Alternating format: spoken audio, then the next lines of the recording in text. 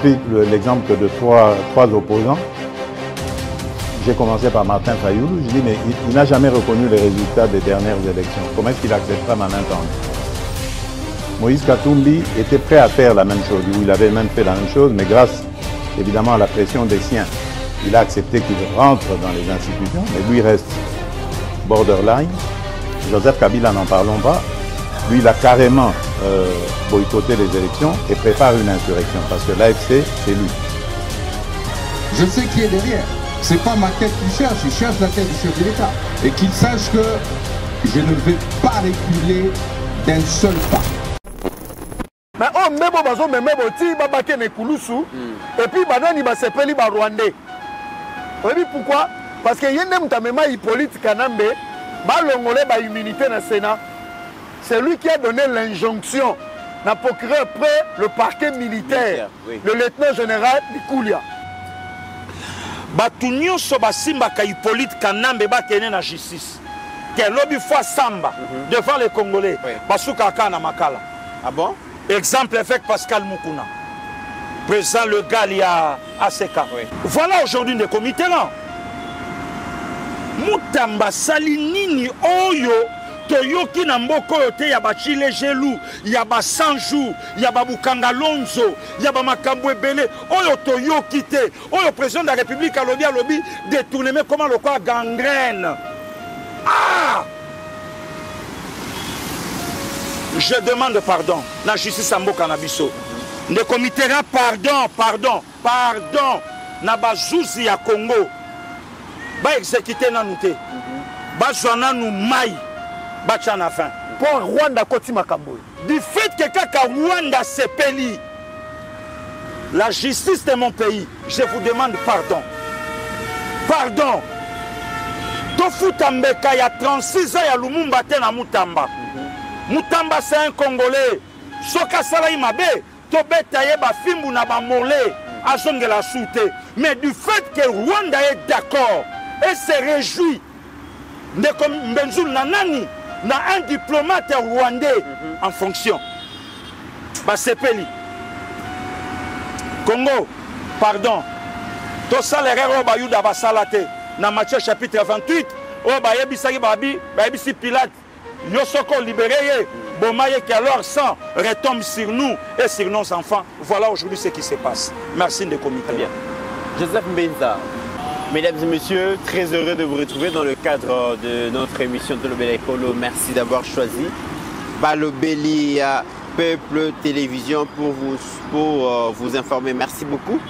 Vous êtes très nombreux à commenter si j'ai toujours proposé Bino. Et vous appelez Belé, vous s'abonner, vous liker, vous commenter. Merci à vous. Merci Nabandeko, vous contribuer pour que chaîne Abisso et l'espace négatif Bino. Il est vrai que dans notre Kokisi, on peut s'attendre, mais nous serons obligés de clôturer la campagne le 30 juin 2025. Alors, ça sera un grand plaisir pour nous. Olanda Kabiso, c'est Biso commentaire avec mission, de contribuer pour s'abonner. Vraiment, merci Nzamba Pamolayo, Moutou Oyo, Kokisi Oyo, Soto, Kosengalelo. Je me retrouve encore avec Pasteur Guili, Joseph Benza pour parler d'actualité. Comme vous le savez, hier, dans la clôture, il y a dimanche, dans la clôture, il y a plénière, il y a session ordinaire, il y a mois de mars, mesdames et messieurs. À la fin, Bokoyo Capitaine Kamere, c'est qu'il a dit, et la réaction de l'armée. Et nous allons vraiment nous apaisantir sur cela. Et nous allons parler aussi du prétendu détournement et à hauteur, il y a 25 millions de dollars par donc, les évêques et les CC. On se pose beaucoup de questions, mesdames et messieurs. Nous allons parler de ça, mais aussi nous n'allons pas oublier parler de ce qui se passe au niveau des États-Unis. Il semblerait que Rwandais va compliquer la situation pour que signature reste le matin, alors que tout le monde s'attendait que d'ici fin du mois, mais il y a des négociations qui sont moins temps parce que les États-Unis ont dit que Rwanda a lobby à la Canadienne sol congolais. Alors ça tarde, on en parle dans cette émission. Je suis avec Joseph Benza et Pasteur Guéli, comme je l'ai dit, pour vous informer. Merci à Jekiela pour la réalisation de cette émission. Pasteur Guéli, bienvenue. Merci beaucoup, Ndekomit. Merci Nambenzoul depuis son retour. Nous avons partagé plateau ensemble été.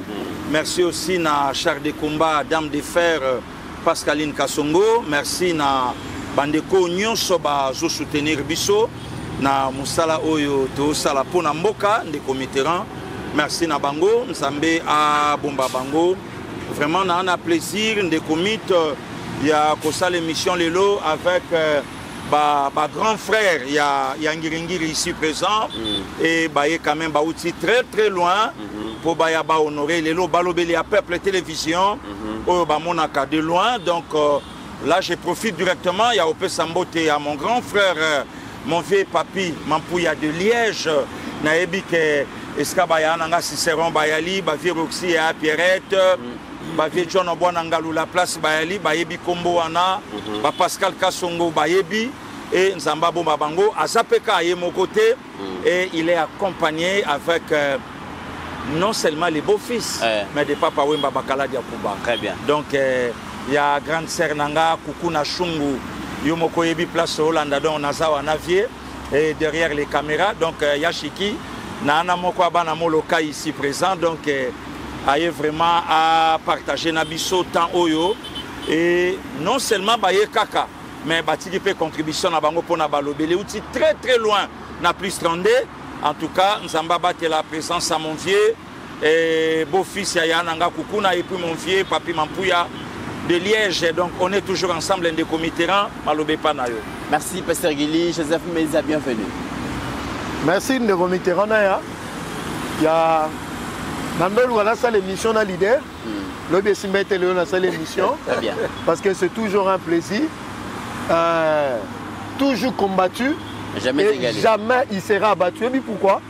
Parce que le beau Kwanzambe est à l'icolo leader. Donc ce qui revient à dire, donc ça ne vaut même pas la peine. Merci pour la vision de le commis réalité. En tout cas, tous mes respects. Nabino. Et puis Mitterrand et Pascaline, grand frère Papi Mampouya. En tout cas, c'est un plaisir. Je rappelle dans une mois, il y a un foot et le transport, on a parlé. Non, le lot, comme non, carrété, nous avons un moto bandam, Tinambinza. Très bien. Donc, Nana Pénard, merci beaucoup. Présence Nabango, ils ont ça là que, ils ont poussé Bissot au travail encore davantage, ils ont servi Mboka. Heureusement, vision qui que Moutounion soit contribué pour la Likamba Moutounion. Et la Likamba Congo, et la tête Moutoumon a lobby que non, nous avons sala bango bazala. Donc, biso za Congo ne moutezo sala biso tozala. Pour permettre peut-être biso petoza na Lolendo. Toza na Lolendo. Parce que toza le lobo pour na batu. Toza pour na batu. Donc on appelle si papa à tout Mande Mbote place Ozali, na maman place Bozali. Donc maman Fatou. Donc tu peux si bino Mbote, il y a un Kesta. Philippe Mbele, après ça, il y a na grande sœur Angèle, na niveau à Londres. Donc voilà. Donc, le comité, c'est ça la maboko na yo. Pascaline place aux autres opérations beauté. Voilà, merci. Le comité, pardon, na Iboka à moins 30 secondes. Oui. Na tombé la mbotama et là, mon belle sœur Nabiso. Belle sœur Nayo, l'épouse de notre frère John Lungila. Ok. Madame Tatiana Mbia Lungila. Yewana Ajekia la Zola Kisa. Mbotama nae ezalelo et ndeko na biso lobi non ya benga les grands combattants ningo sala musala no awa na bamboko yo toza boza tellement suivi. Alors souhaitez belle sœur na yo mbotama elamu madame Tatiana, on est toujours ensemble et longue vie à vous. Très bien. Jean Lungila, bon boulot, place aux Ali et c'est le Congo. Merci de comité. Très bien. Alors Nabanina Joseph Mbeza, tous informations selon lesquelles le lieutenant général Jean-Claude Yav est aux arrêts. Donc la minute bakanga qui est le binabutu nanda kunaye ba memiye bon na des miap. Donc la grande question est que qu'est-ce qui se passe au sein de notre armée? Beaucoup d'officiers militaires ont été arrêtés. Et une fois de plus, c'est créer des débat dans le réseau. Par le but, c'est encore un autre Katangé qui est cueilli de chez lui pour des miap. Apparemment, la guerre à l'Est, il se passe quelque chose à Kinshasa. Bon, Nekomit, Marambagero déjà n'a expliqué de façon nyoso. Bato bazo ko accuser le président Félix que azo ko gagner bitumbo peut-être bazo pénétrer profondeur ya likambu o bazo lobelate. Armée ezali différente na ba institution nyoso. Ce qui n'a pas ici batukelelo, l'institution armée est plus compliquée, plus complexe que la présidence de la République babandimante. Parce qu'il s'agit de la sécurité. Armée est la colonne vertébrale en Mboka. Vous comprenez les comités. Si depuis 1996-97, vous comprenez. Bazu bakoti ici virus na armée. Ils ont plein Mindele, ils ont plein à Paul Kagame. Bazu ba officiers nyo sont valeureux, ya Congo. Batini bango na bakitona, bakeboma bango kuna na ba empoisonnement. Ope bakoke kokima bakimi. Ope batikala ki babomi bango, mais ba misusu ndambo bandimaki na bango corruption, bakota na kata système na ba otanga kombo. Misu bakome ba chef d'état-major général, ba misu bakome bokoma di boyebi. Mais en réalité dans l'armée, sous Hippolyte Kanambe, alias Joseph Kabila, le Congolais bazalaki na fonction. En fait, bazalaki na ba poste terminé. Mais la vraie fonction, l'armée est occupée par des Rwandais. Nabandeli, chef d'état-major Nabiso, à l'époque, il y a Hippolyte, patriarche Nabiso Équateur. En réalité, il n'avait pas le pouvoir dans l'armée.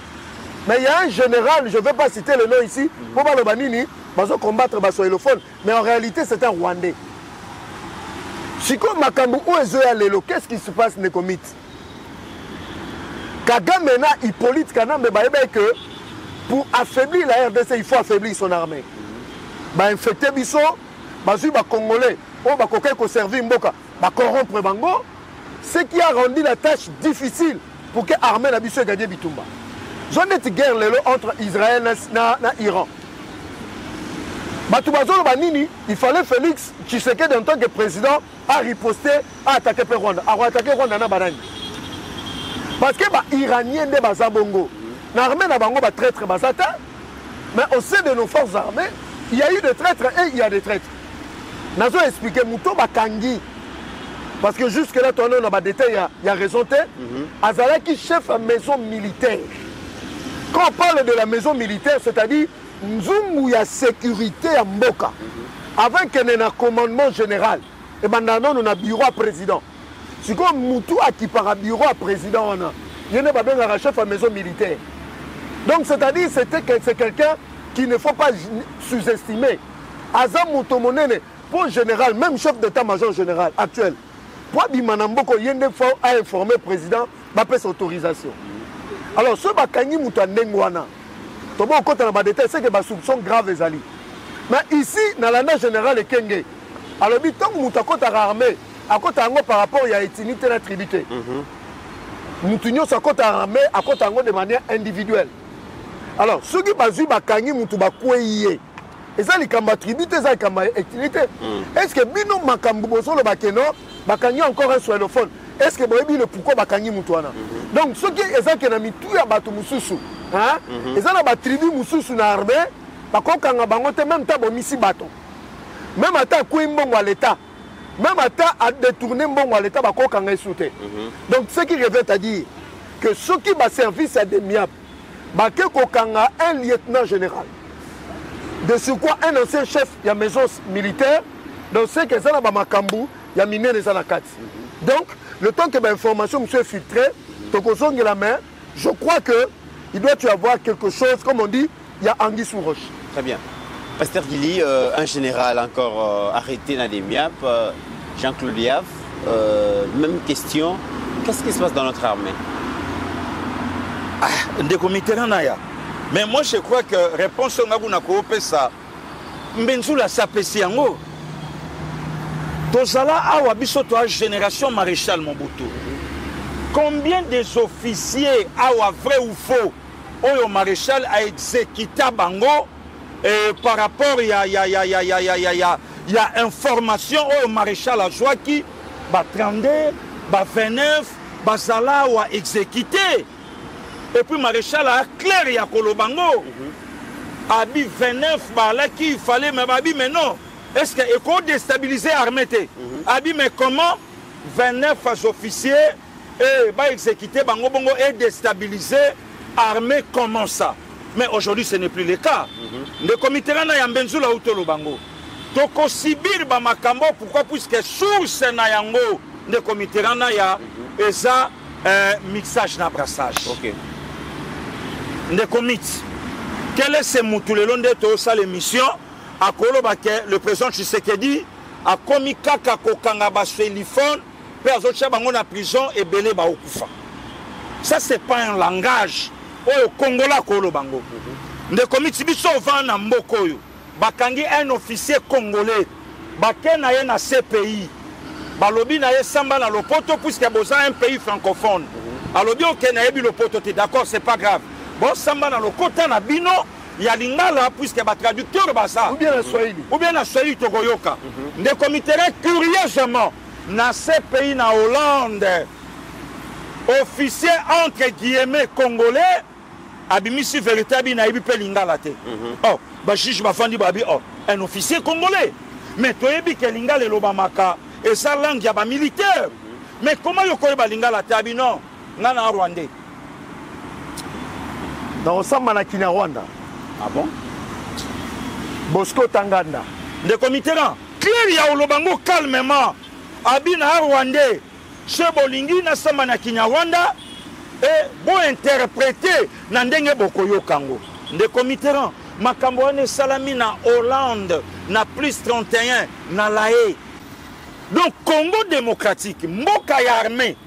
Oyo a aucun résoudre ba conflit militaire na ba pays et belé histoire le loto ko songelate.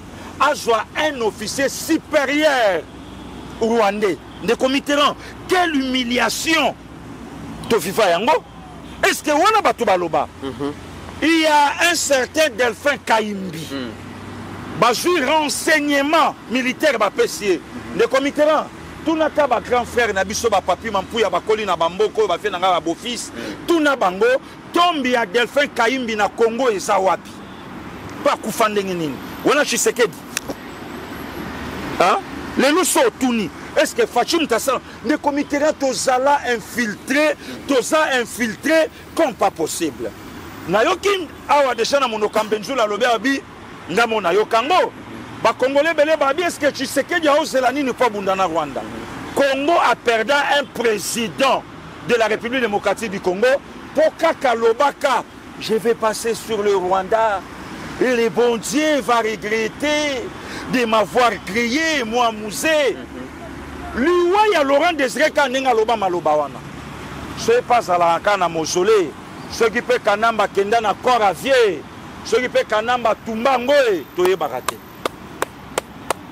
Donc, si aujourd'hui, Armée Nabiso, il n'y a pas longtemps, le comité, on a Loba, puisque les médias est bien. Le président de la République a regretté. Je crois, VPM Jean-Pierre Bemba. Alors, depuis Congo et Sala Congo. Depuis armée na biso sala armée nanu ezo financement ya boyete na époque ya président Tshisekedi. Mais wapi bibundeli oyo mokonza mboka tindaka boke na risi bokende boye mbongo oyo bimaka wapi yango nde muto yo nde kombenzula uti koloba numéro 1 ya maison militaire mbongo ebima esenga bibundeli mais bibundeli yango wapi yango nde komite. Le long des temps na Congo, il y a des Congolais au Bali, Bandana au Baliawa. Et l'oko baselaka moko na président Tshisekedi, un peu de la dictature. Pour beaucoup et comme qui dépotoir. Le comité na biso kolana ba papa ba soda. Ogomo na ye na gourmet ta wolo na lobo côté. Peut-être na ye ya mariage na montre na ye. Nanda kwa sombi ya yemoko. Mais les lots combien des officiers au Moniboro Hotel que c'est un général Isongolo général à ça la flat. Bon on fout en pas quoi l'état comment. Général a dit club munene ya vita. A lobby par an n'a dépensé $1 million à Touvango. 15 millions. Général a sali station ya carburant na matete. Général a 4 parties à port. Biloko nini ko magawana nini pe longwaka ane kendaka. Po ezo bangisa pasteur Gili komona ke ba officier militaire kokangama soto landi yango apparemment ya makambo mapezo se préparer ko salema et ba service na biso bazo de yango même la Sidi Moutamba dit le président a échappé plusieurs fois les attentats. Donc ils ont essayé de telle arrestation, on peut confirmer que apparemment c'est vrai. Les comités na oyebi soti sikoyo ezano na groupe ba militaire te o balati teni na époque ya président Tshisekedi. Ba na ba formation, ba na bloc belé. Mais numéro 1, il y a gère ça clair à Olobango. Abi Hippolyte Kanambe pe ata na militaire moka formaté. Raison pour laquelle abandé ko soit de mécaniciens, de menuisiers, de Rwandais aventuriers. Il y a koyana bango mixage na brassage ndé et loko président Tshisekedi obo ya lelo de négocier avec le Rwanda. Pour Rwanda de comité aka na cahier de charge na ye au pesabiso 40% na armée, au pesabiso 60% na administration publique. Et Salama wapi. Moi je crois, je suis d'accord avec Mbenzoul. Le lotomba doit comme cité na bikolo. Mobutu alobaka yango na Kinkole na 1986 alobi naza président ya Zaïre. Muto ya zokumba ngai chauffeur Maimbi aza ya ba Congo. Batu bakoloba nanga akoboma yo na accident. Abi yesoka bominga na accident, ye pa kokufa na yango. Abako sa manche courte. Abi pilote nanga oya zotambusa ngai ba poto babikolo nyonso aza ya o Zaïre. Aoke nanga wapi? Et là, comme côté, alobi naza président Zaïre, ceux qui mutalinga zwanga mumbande, azongi sanga na bangbandi, na comme président ya bangbandi. Très bien. Donc ça c'est un faux débat de comité. Quel est le mutate le maloba? Les swahiliphones sont menacés où na Kinshasa? Des officiers swahiliphones, ça c'est un langage terre à terre de comité. Oyo mutako betali solo nangote. Voilà. Donc, c'est le lot Jean-Claude Diaf, au Saré. Bon, raison à Mbenzula Autoloba, nous ne sommes pas encore informés, voilà. Mais tant que les analystes, Otokoluka, Tobaluka, tout autour, notre armée, les comités en parlons ça un peu. Benzou, il y a un militaire à clair à Olobananga. Alors, le pasteur Gili, Soito Kenda Kanabitumba, Nengeba Congolais Moussubanda, Otinda président Tshisekedi. Tongaïto aussi là, pourquoi? Au sein de notre armée, et ça n'a bateau bayoka kamungongo, il y a Hippolyte Kanambe. Donc, talaka Hippolyte Kanambe a été péta sous-lieutenant. Non, d'abord adjudant, a été bien goté. Sous-lieutenant, a été bien goté. Lieutenant, a été bien goté. Mandala la misato capitaine, à la taille en goté. Moutou yanko imoko, à la taille en goté. Mi balé, à la taille en goté. Misato, à la taille en goté. Abandi mamon amine. Tu combien de niveau? Et le comité Benzoul, pour la première fois dans l'histoire armée, un général, il y a 4 étoiles, à moins de 30 ans. Pour Banda qui est armé dans quelle année? Dans quel âge, pardon? Moins de 30 ans.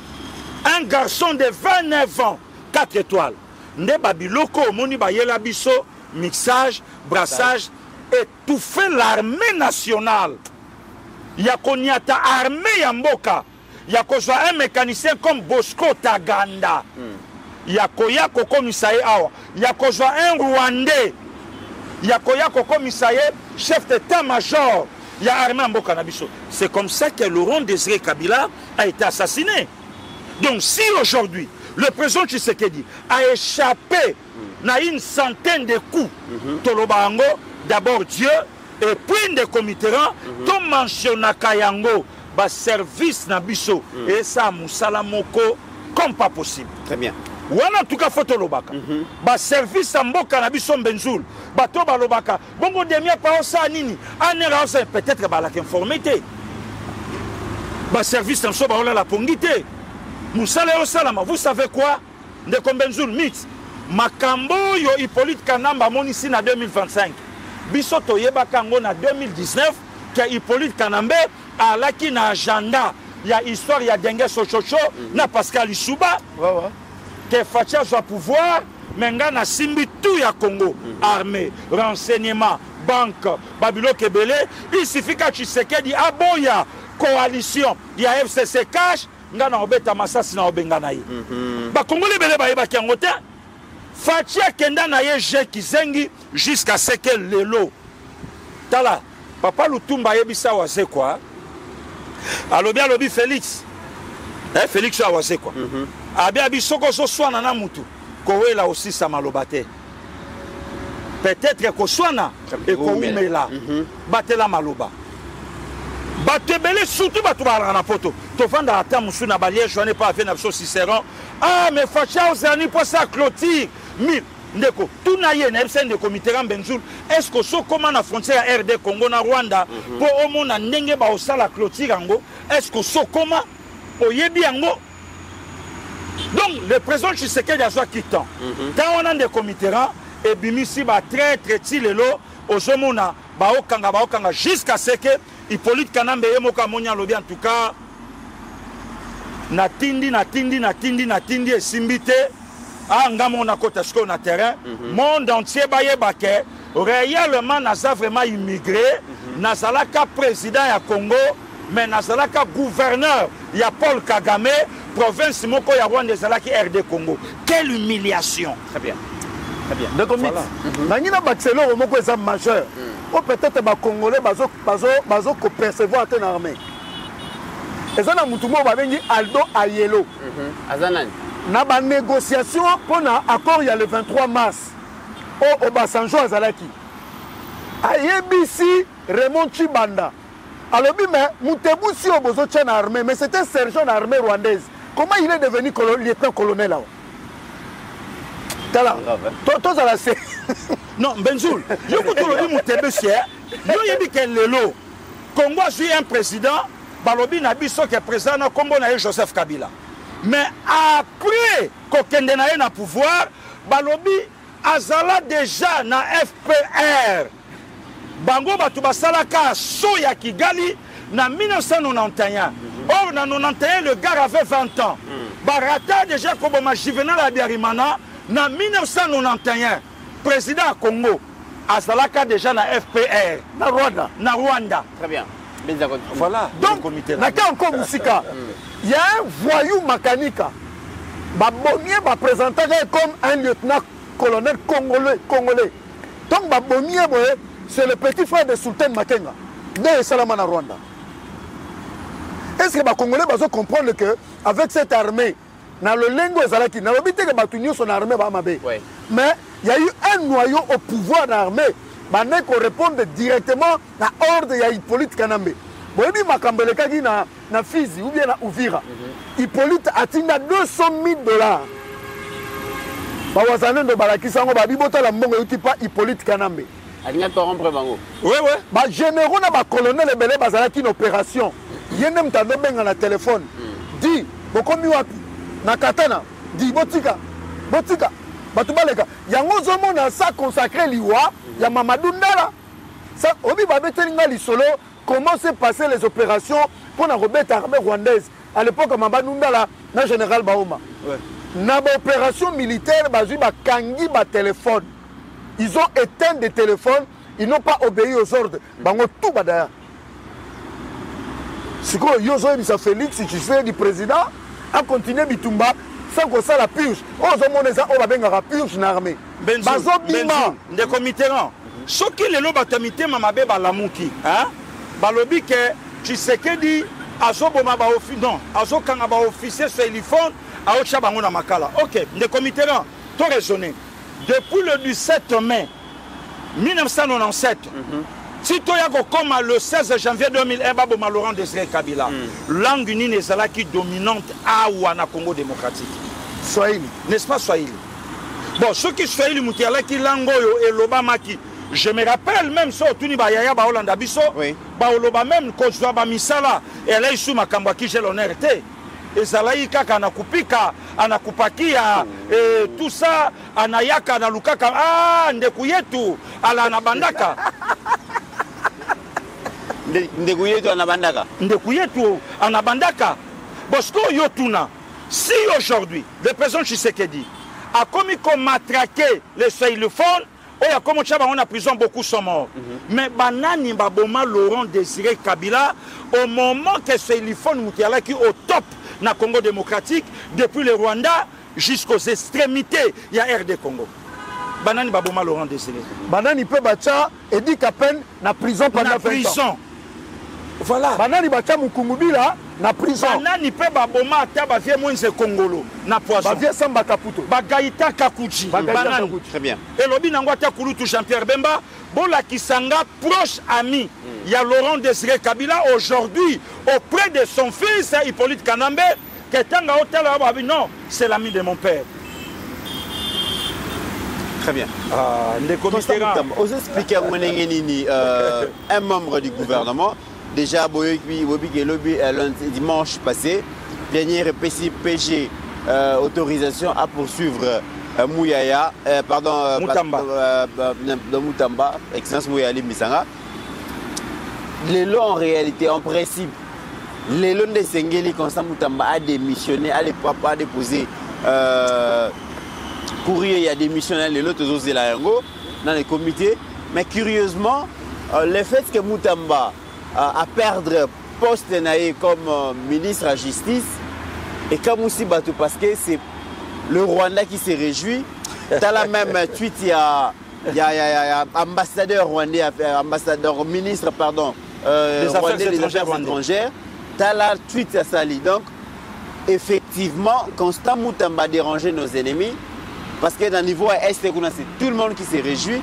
Et dans la frontière dans Rwanda, c'est tout le monde qui s'est réjoui. Ça prouve quand même que ces messieurs a fait mal aux détracteurs de la République. Constant Moutamba, aza moto. Oui. Moto nyonso azala rappel na bambeba. Mais mbeba nyonso te memaka na liwa. Mbeba musu bakoyebisa ke non, mwana ndeko yaya osalaki mwa mbeba awa pe tolimbisi yo, hein. Bala sima kosala lisusu te. Mais oh mbebo bazo memebo ti babake na Ekulusu et puis banani basepeli ba Rwandais. Oui, pourquoi? Parce que yende mutamema Hippolyte Kanambe ba longole ba immunité na Sénat. C'est lui qui a donné l'injonction na procureur près le parquet militaire, oui. Le lieutenant général Likoulia. On se comprend de remite. Yende mutasala que nanga ba condamné à la peine de mort ba saisissa ba bien aé. Avant Constant Moutamba, personne n'a osé. Tout le monde avait peur. Na kotani Constant Moutamba te. Mais tozolo balikambo ezo kamusa ba Congolais. Le mangu pasteur Gili ba betiango dada. Babi tant que tozalaki bana mike, tondo beta dada. Pas tondo ba vrai joueur non beta dada. Mais monsieur Kamera beti makamba Constant Moutamba. Et puis au moins une session parlementaire à 3 mois. Abimisi kaka ba paquet manzaka na dossier Constant Moutamba. Yango to mona ngo pe clair te. Ouais. Alors na kamwe pe ba députés nationaux congolais. Na lobi bien na bandeli. Basta ba députés nationaux congolais. Bokoti na Jewana. Et Kabusakinga, vous êtes en train de sacrifier votre propre frère. Parce qu'il a dérangé les intérêts des Rwandais ici. Bon, nous avons des députés nationaux. Nabino Nyo Sonde Bozabongo, qui a osé s'élever contre Corneille Nanga et Hippolyte Kanambe, à part Constant Moutamba. C'est là où les Congolais et les Congolaises ont un dossier louche. Mais Monsieur Vital Kamere m'a protégé les bichons ma tête en pognon. Ah ouais?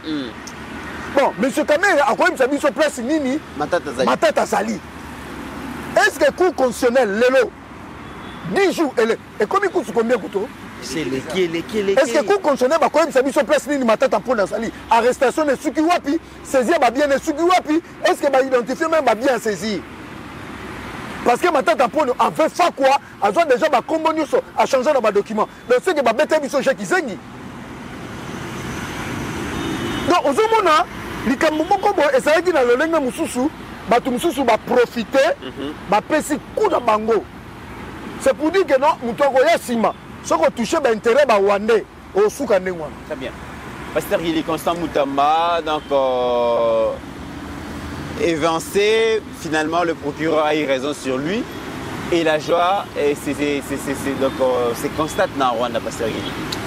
Les comités, et ça, le col à Congolais, Bayebi, VOA, Salaki, na Ofida. C'est qui encore le nom? Rugouizadeo. Congolais, Bayebi, qui a mutassime la Gabiso douane. Tata Nabiso Congolais, Awa Boye Nzamba Joye, nzoto ke na Rwanda bake okunda ye mais bomo inaye mobimba mbongo nyonso asali ya biso ba congolais bake yiko okunda ye na Rwanda ndeko miti c'est pas encore tard na sengi na justice na biso Benjoul du fait que Rwanda a réagi positivement na arrestation ya Costa Mutamba Masole fait changer ndeko miti Congo nyatana au frein na lobby Congo justice te na lobby Congo nyatana no frein makambu ya biso Costa Mutamba ya biso de père et de mère congolais bon asali mabe OK tokena hypothèse wana asali mabe mais lelo voisins ont dit mana beta moi na ngai na fila courant ya 2,5 pour ya sepela est-ce que ya bota est-ce que ya na mwana hein de committerant na betela o lisolo le na olo bango pour la énième fois Benjoul oyebi célébrité ya roi Salomon et bandela ka wapi tango a tranchaka likambu ya 2 femmes ya 2 mamans moko alaleli mwana bomi azui oyo aye akokufa ke kotie pa mama azui oyo abomo ya mama aye kolala bayeli wana premier épisode ya roi Salomon après avoir kosenga nzambe oyo asengaka po andimaka nkolo apesi yango batelemi di joye pe pasola bango tozanga ye kaka tozanga ye mama andima mwana oyo ayebaka te eske na obimisa ye na omona ye aokufa tonga na okufa toto okufa nga na ye mama andima a perdre mwana muninga alobi te mokonzi kokata te na ndimi pesa ya kende na ye namonaka ya ta na musika kola lobele abizwa mwana pesa mama wa yo amoyibi Benjoul nde committerant makambo justice esa lelo na constant soki esalaki yango na chile gelou tongai toloba non pas de problème soki esalaki yango na 100 jours tongai toloba ok soki esalaki yango na procès ya Bukanga Lonzo Benjoul tongai toloba ça va est-ce que question na otuna c'est Costa Mutamba muta décevoir ba congolais na bolingo ba piaki ye ou bien justice muta décevoir ba congolais puisqu'il y a un jeune oyanga sa musa malamu je ne sais pas en tout cas na maîtrise mais na vandaka na linéa ya ndeko mitterrand OK Costa Mutamba congolais makambo leki na Congo détourné te erreur administrative yango te patati patata ya Rwanda na kati nini c'est par là qu'un des comités à place dans le lobby que Congo c'est là nanou peut-être bakangu elamba ya mundu nelongi ba pesio mbeli yo kanso sa musa mala muzoko obo mamwa na yo et deuxième alunéa batu nyonso basimba ka Hippolyte Kanambe bakene na justice que lobby fois samba devant les Congolais basuka kana makala ah bon exemple avec Pascal Mukuna président le Galia ACK Coutinho Fernando akenda yemoko Coutinho Fernando auti libanda aye na ba vérité sur la personne de Joseph Kabila ndeko Mitterrand ba Rwandais ba yoka ba encercler stade du 20 mai depuis 4 heures du matin na kenda na Corbeil na France na mona tata nanga zo bimana ndaku na maya miso tangi ngai Joseph Kabila le pasteur Albert Lukusa na Lushi Batubayebi alobi aujourd'hui nous sommes dirigés par un bébé Rico il est aujourd'hui dans l'au-delà le Mwanantsemi le 21 décembre na Lobango na ministère à combat après première élection en 2006 ba pasteur Tanzanien ba bitopia bino Tanzania oui topia bino merci ndebo vota Joseph Kabila mokonza mboko est-ce que Mutamba akei ko simba interdit oyo baloba koko simba te ou bien quoi yango na lobi c'est pas encore tard boka goulé na nouté bocha na nou corde na couté Jida le 4e fils à Jacob ayebisi bande konaye ne le tuons pas c'est notre frère en lui il a le sang de notre papa malamu tobi misaye na pui toteka ye tokende toyeba kaka azalaka mais tomona ye kokufa te ndeko Mitterrand Benzoul ti Jida azoloba babiloko wana donc Jida ayokaka azuwa na ndoto ndenge ndeko alali aloti mais Jida ayebaka teke na ye nde linie ya bakonzi ekobima ti suka mokili donc soki Jida ayebaka alingaki alula bandoto ya leki na ye te avant dernier na bango. Très bien. Voilà aujourd'hui ndeko Mitterrand Mutamba sali nini oyo toyoki na mboko oyo te ya bachile gelu ya ba 100 jours ya babukanga lonzo ya ba makambo ebele oyo toyoki te oyo président de la République alobi détournement comment le quoi gangrène. Ah, je demande pardon la justice en mboka na biso ndeko Mitterrand pardon na bazuzi ya Congo ba exécuter nanu te bazwa nanu mai bacha na fin pour Rwanda koti makambo du fait que kaka Rwanda sepeli la justice de mon pays je vous demande pardon tofuta mbeka ya 36 ans ya Lumumba te na Mutamba Mutamba c'est un Congolais soka salai mabe tobeta ye ba fimbu na ba mole azongela soute mais du fait que Rwanda est d'accord et se réjouit ndeko Benzoul nanani na un diplomate rwandais en fonction basepeli Congo pardon to salaire o bayuda basalate na Matthieu chapitre 28 o bayebisaki bayebisi Pilate yo soko libéré bomaye que alors sang retombe sur nous et sur nos enfants. Voilà aujourd'hui ce qui se passe. Merci de comité. Très bien. Joseph Mbenza, le Rwanda est très content de voir un maillot jaune du pouvoir quitter parce que Mutamba certainement à rendre la vie dure et aujourd'hui les voir sortir du gouvernement ça arrange notre ennemi le Rwanda. Non, ça montre que les réseaux rwandais fonctionnent bel et bien ici au Congo. Réseau à Rwanda. En fait, au moni eloko nangala kate missionnaire ke nanga, to na moni pasta fukami. Donc quand la constant Mutambata, mais le fait que Rwanda, ministre des Affaires étrangères, a levé le ton parce que na organisation, na relation internationale. Le ministre des Affaires étrangères, c'est un plénipotentiel. C'est celui qui engage le président de ce pays-là et le pays. Non. Voilà. Il a le pouvoir. Donc, Ayebi Makambo ya lobby et engagé Paul Kagame et engagé les Tutsis, les Tois et les Hutus. Donc nous sommes d'accord na Makambo au Congo et Sali, na Rwanda, puisque je suis ambassadeur, j'ai le plein pouvoir d'engager le Rwanda. Donc ce qui revient à dire, Lelo, on n'est pas ça le bien, Bazouzo bazan un dossier, tout le bagage à Congo, tout ce dans le Makambo, total en Osima, tout ça dans Pembeni. Parce que nous sommes en train de sacrifier un d'entre nous. Ce qui fait que, voilà. Donc ça veut dire qu'aujourd'hui, les gens qui sont censés agir avec courage, bravo pour délivrer le pays, et Robang Sabango.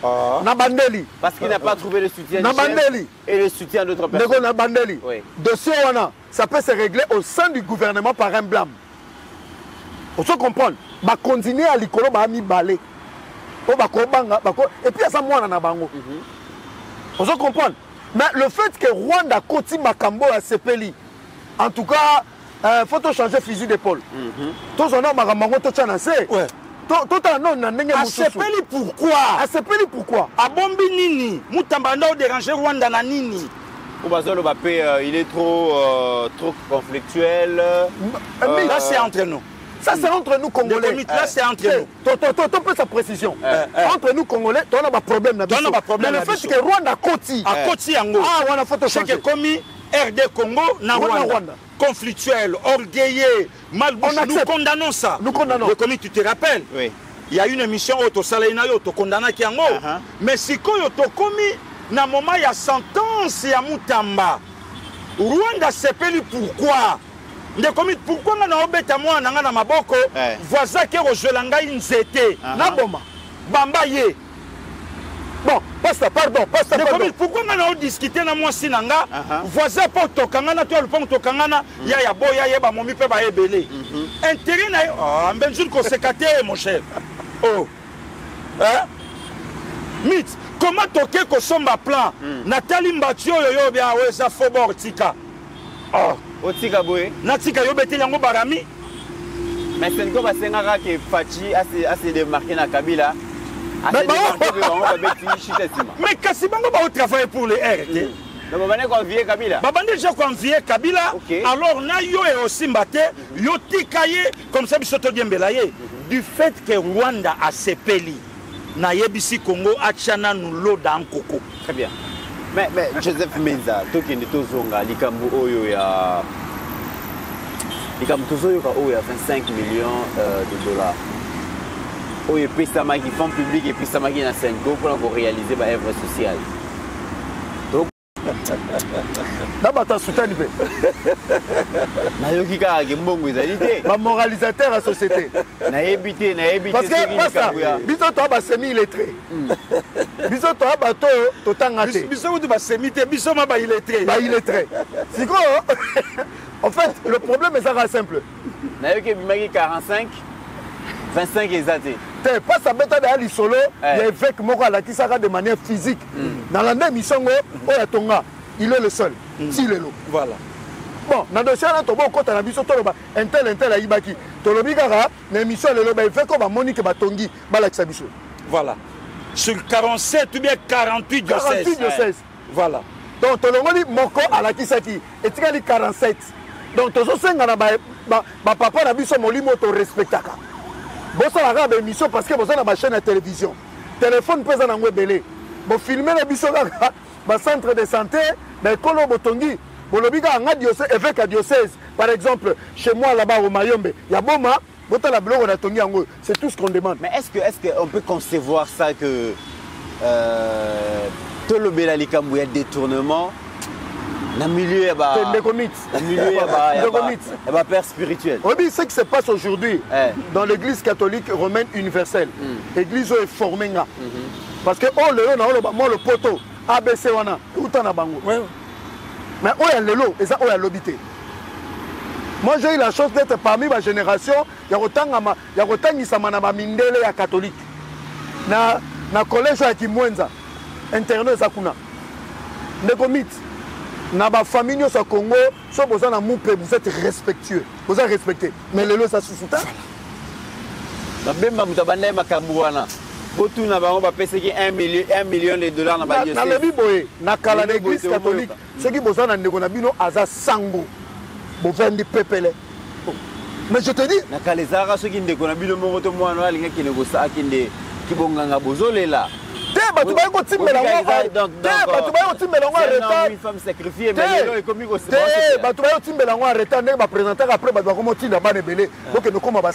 parce que non, survie à famille, ça pas moutouana. Mais le lot sous Ambongo, ces gens sont paupérisés, ces gens sont clochardisés, ils ont moins de $70 par mois. Dans le bien, à l'époque, parce qu'il a le bango. Negomi tu soupe comme une ngona c'est que copé kotaki déjà. Bochanga parnanga, nali parnanga c'est tout. Donc c'est désolant. Donc to senga ba moupe ba avec sa biso, ba bilo batongi parce que li konde bimai. Pasteur, vous pouvez concevoir ça. Negomi tu oui hein. Go imaginer. Oh, mais na biton di matin ndenge nini to fandinga na yo na Congo, mindele ba osala émission, ba lobi cardinal na biso ana bana zomi na sambo. Wanza formalité. Ah. Le comité là. Ce que ça là ingaya wando moni vidéo insulte boyende boye. Mindele ba vandi ba osa l'émission babi cardinal na biso. C'est un père de famille. Famille chrétienne, famille biologique. Et puis moins théologien, beaucoup plus politicien. Voilà. To comme entendez ni. Ba uti ko betelanga lisolo na yoka ina mutu je ne confirme pas. Qui a donné Saint-Chol et Ndongomoni on a ça comme Jacques grand-père. Donc moi on a ya boti. Toka montendeni. de comité to comme on dit gratuité de l'enseignement mutu babundisa yango bato ba na banate officiellement o ba mi bonza pona osaila nzambe nde bato ba telemeli gratuité de l'enseignement kulutu moko le kana ba etando na biso alobi tate episcopo bandai kopesa ye autant de $1000 na chaque tête ya mwana école catholique pona na survie na ye nde comité nde tobetano lisolo balobi na biso babi Caritas toyebaka nde kombenzula yebi tandis que ça va paquet ya bakaye na ba paquet ya ba stylo et tout ça surtout bano balé na babotité na ba o balé na bomo ya malonga te bien tuna lelo ya laka il semblerait que tate episcopo aboma Caritas asala eloko na ye ndenge toyoka o eza contrôlé na dada Jeannette ité pour dada nani obi dada Jeannette ité siko dada nani oyo ebi de comité kombo mutu batanga ma sœur Kaline Mampuya autrement dit dada Nyakeo ouais Benzula Utoloba aujourd'hui combien de prêtres abandonnés délaissés bazongi même na ba famille il y a un prêtre autokufananda 3-4 jours après collègue na sango qui découvrir muninga déjà na solo sango combien de prêtres abandonnés lelo na centre nganda basango bango moko basurnement ngo CPI balobi nanga pasteur Gili ici au Congo nous avons un cardinal oya yoka pardon na mato inayete awa toyokango bongo lelo nde komitera 25 millions mukie ndenge wana et muki était pas na bango ya muki oh sango mutu ba opesa e jeep na président de la République a réclamé na bateau baïba na bateau baboma mboka oyo na bateau babeta bango lacrymogène a réclamé bibino pe bolaka inga na zoate bango pe bapesi ya boli sango mutu asengi visite guidée na Kingakati na mama yemo il fallait Tshisekedi aya apesa sa santé na Roger Kamba mama yemo banda musala ba matériel o ezalate na Afrique centrale ekota mais tate episcopo atali na Kingakati alobi mais vous êtes encore des jeunes Fortino nyonso boana ngo bozu yango wap je vais prier pour vous je vais prier pour vous nzamba batela bino OK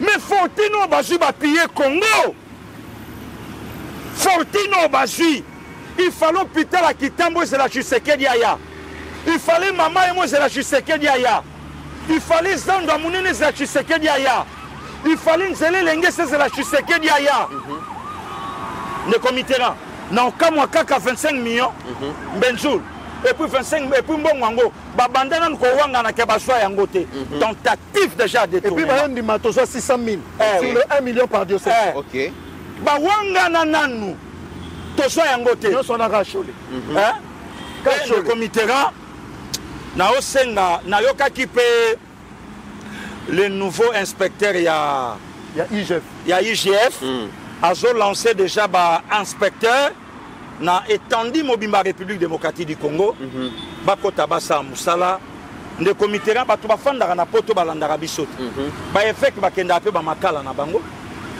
pourquoi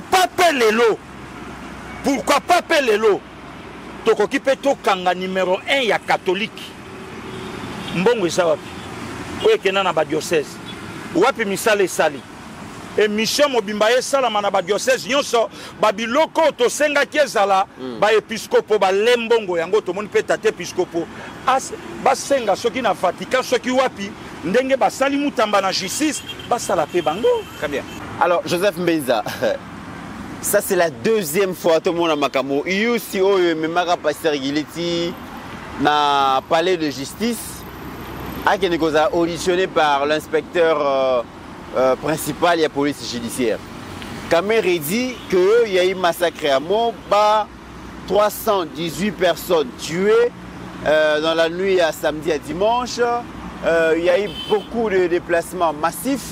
Il y a population à alerter membres du gouvernement. Deuxième vidéo, le général Ekenge Ouazali Bongo, Sylvain Ekeng, Ouazali Bongo porte-parole, il y a FRDC, à lobby, excusez-moi, Makambo Yokamiri à lobby, il y a 318 personnes massacrées dans Moba et Izali Lokuta, armée a rassuré que massacre on est salamité. Motu Nanangaï.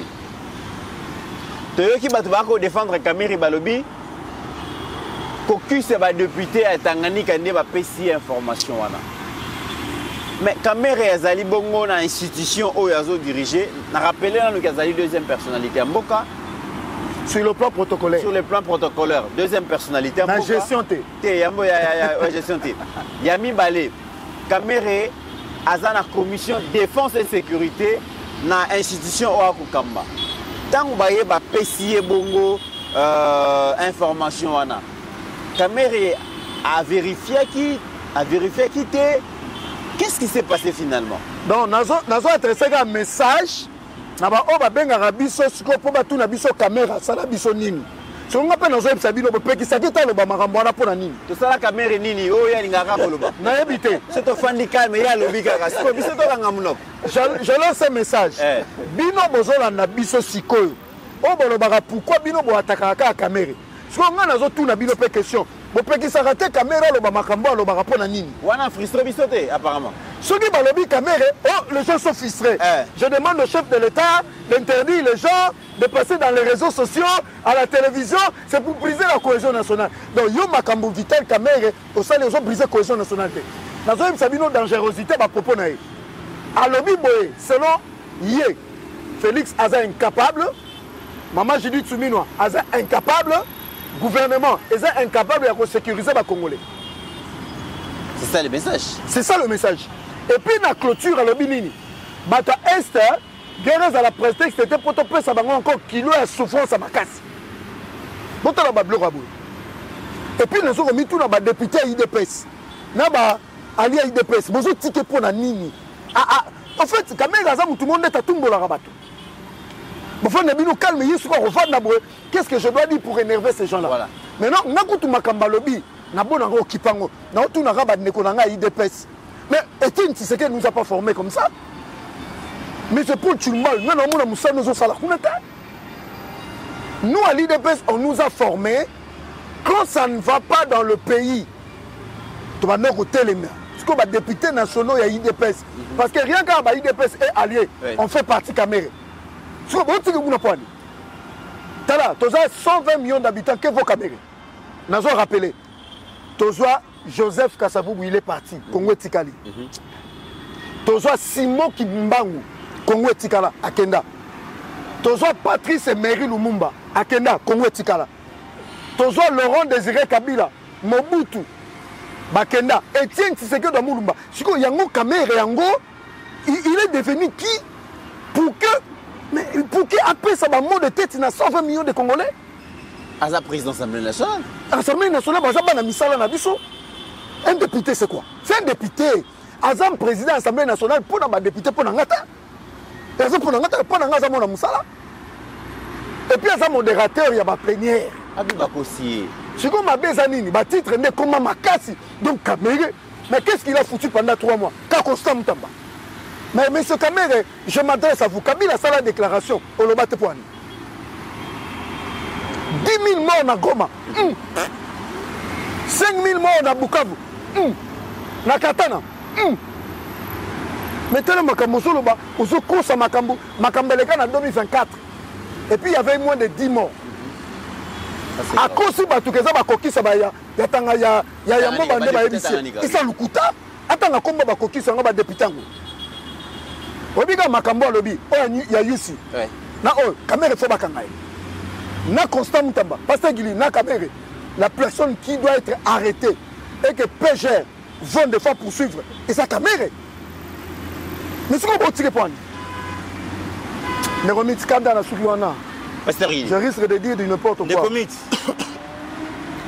Quelque chose et ça qu'on s'est préparé dans mon bas. Oh, ouais. Quelque chose s'est préparé à mon bas. Et l'okomoko je bongama na moba. Caméra ça déjà en avance, il y a Makambo et au Salama. Les comités n'ont pas frôlé prison en mois de février. Comment prophète de la nation? Caméra lobby que Youss est tombé. Armée les qui est contredit. Même scénario Benzoul Yango Salami Lelo. Armée Bengué l'ennemi de la République. Parce qu'il y a les qui n'a pas à tenir ma propos à Tenaka. Babi Faïka n'a qu'un de Makala. Et quelques jours après.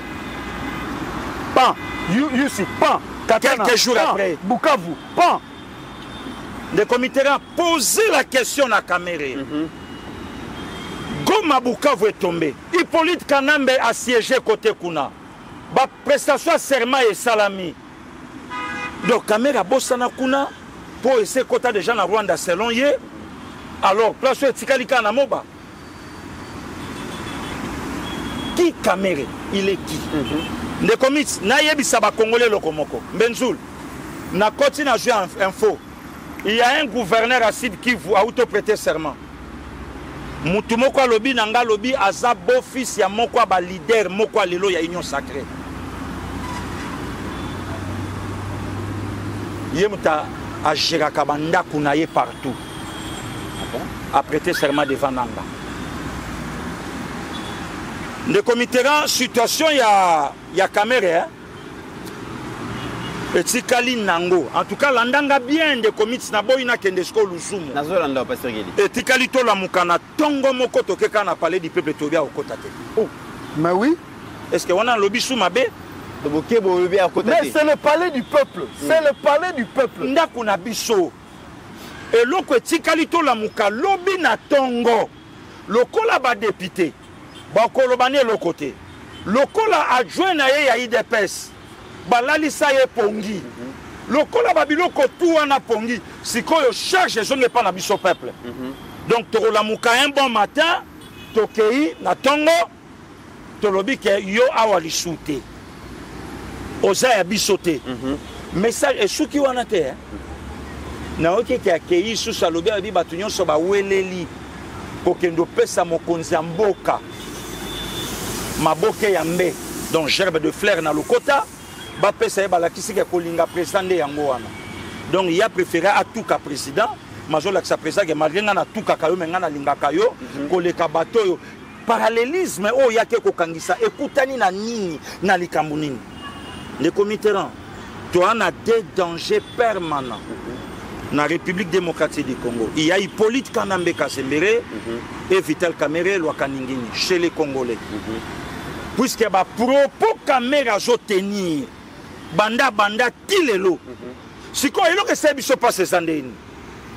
Makambuya matata ponyo, Kamera il faut respecter procédure. Mais Makamba Mutamba, libérer les ballons une fois. Chocho. Wana Mutamba. Mais Yamatata réceptionné, dosé, Kouela non copia pasté, maîtrisé. Maîtrisé. Mais Moutamba, libérer directement les ballons. Donc Moutamba, Mbangu Kende, Matata c'est là. Et quoi il peut causer la Matata, bon, on n'est pas la caméra. Oh, t'es na lobby, na confirmé, t'es na lobby, et qui cause là? Ah bon, maman, na épée kuna. Donc, Caméra est un danger. Ça, c'est grave. Le comité de Caméra est un danger permanent pour cette nation. Ce que Caméra a dit, parce qu'il y a collé, ce que Caméra a dit, n'a pas parlement na biso, même na IDPS n'a pas mosaïque.